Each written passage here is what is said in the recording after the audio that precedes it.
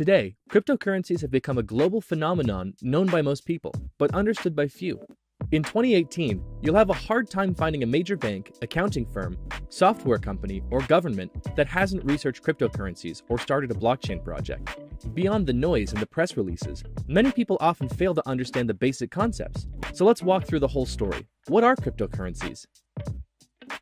Satoshi invented Bitcoin in 2008 as a peer-to-peer electronic cash system.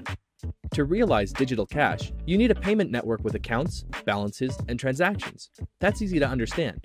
One major problem every payment network has to solve is to prevent double spending. That is, to prevent one entity from spending the same amount twice.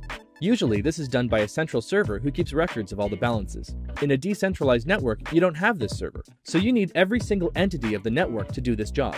Every peer in the network needs to have a full list with all the transactions to check if future transactions are valid, or an attempt to double spend. But how can these entities keep a consensus about these records? If the peers on the network disagree about one single minor balance, everything breaks.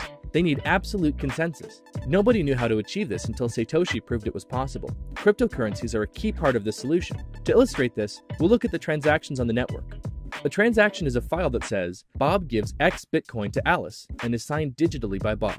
Once signed, the transaction is broadcasted to the network, sent from one peer to every other peer. This is standard P2P technology. Nothing special happening here. After a specific amount of time, the transaction gets confirmed. Only miners can confirm transactions. This is their job in a cryptocurrency network. They take transactions, stamp them as legitimate, and spread them in the network. After a transaction is confirmed by a miner, every node has to add it to its database. It has to become part of the blockchain. For this job, the miners are rewarded with cryptocurrency, for example, bitcoins. Anybody can be a miner. They just need to use some of their computer's power to qualify for the task. Every miner competes to solve a cryptographic puzzle. After finding a solution, a miner can confirm the transaction and add it to the blockchain. As an incentive to do this, they then receive a payment from the network in the form of a cryptocurrency. In this way, a network of independent actors are economically incentivized to maintain the legitimacy of the transaction history. So that's the gist of it.